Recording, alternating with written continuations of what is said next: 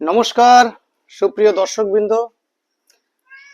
আজ 20শে জুন পশ্চিমবঙ্গের ইতিহাসে এবং ভারতীয় রাজনীতি তথা ধর্মীয় সংস্কৃতিতে এক ঐতিহ্যবহুল দিন। স্বপ্নেও ভাবিনি যে এমন সুমধুর দিনে আমরা এই দিনটিকে উদযাপন করতে পারবো। হ্যাঁ, আজ পশ্চিমবঙ্গ দিবস। যে পশ্চিমবঙ্গ দিবসকে বিগত দিনগুলোতে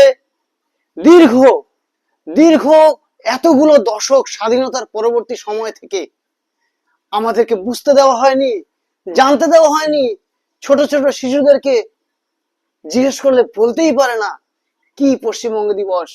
শ্রদ্ধেয় দর্শকবৃন্দ, এই পশ্চিমবঙ্গ দিবস উপলক্ষে দেখুন আমি কি একটু ক্ষুদ্র উদ্যোগ নিয়েছি।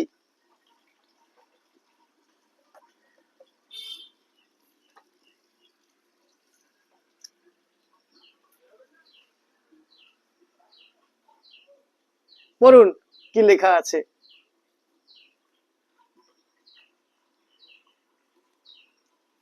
ভারত মাতার বীর সন্তান, পশ্চিমবঙ্গের স্রষ্টা শ্রদ্ধেয় ডক্টর শ্যামাপ্রসাদ মুখোপাধ্যায়।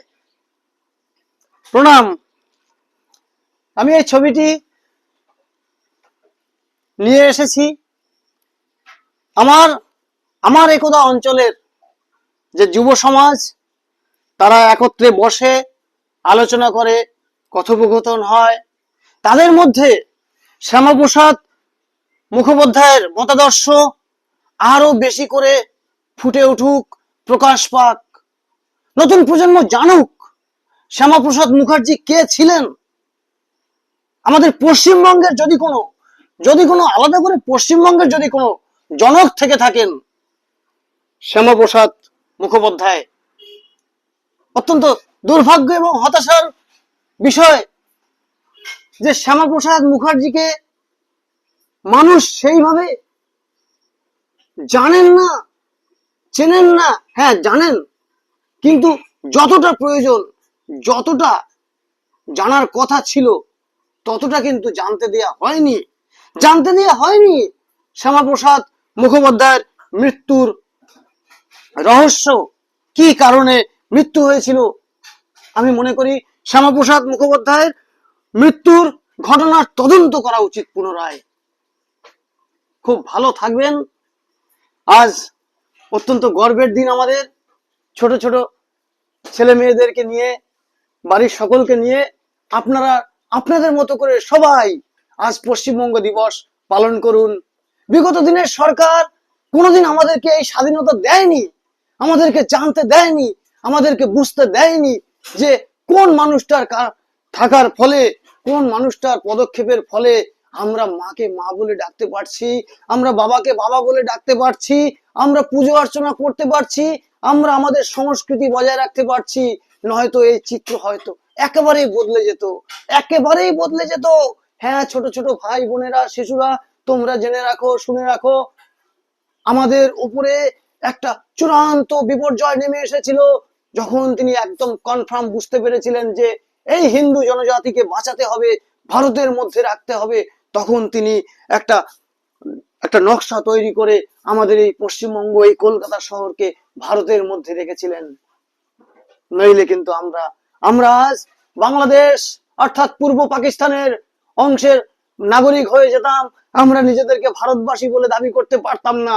তাই আজকের এই দিনটি একাধারে রাষ্ট্র নির্মাণের ক্ষেত্রে একটা বড় ভূমিকা, অন্যদিকে সমাজতন্ত্র, ধর্মতন্ত্র, সংস্কৃতি রক্ষা, সমস্ত দিক থেকে মিলেমিশে একাকার। এবং সর্বোপরি বর্তমান যে সরকার পশ্চিমবঙ্গে এবং ভারতবর্ষের যে সরকার, ভারতীয় জনতা পার্টি, সেই ভারতীয় জনতা পার্টির নির্মাতা স্বরূপ যে সকল ব্যক্তিরা ছিলেন, তার মধ্যে প্রধান সারির অন্যতম ব্যক্তি শ্যামাপ্রসাদ মুখোপাধ্যায়।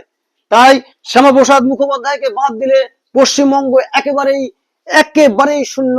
শ্যামাপ্রসাদ মুখার্জিকে আমাদের সব সময় স্মরণ করা উচিত বলে আমি সকলের কাছে অনুরোধ এবং আহ্বান জানাই।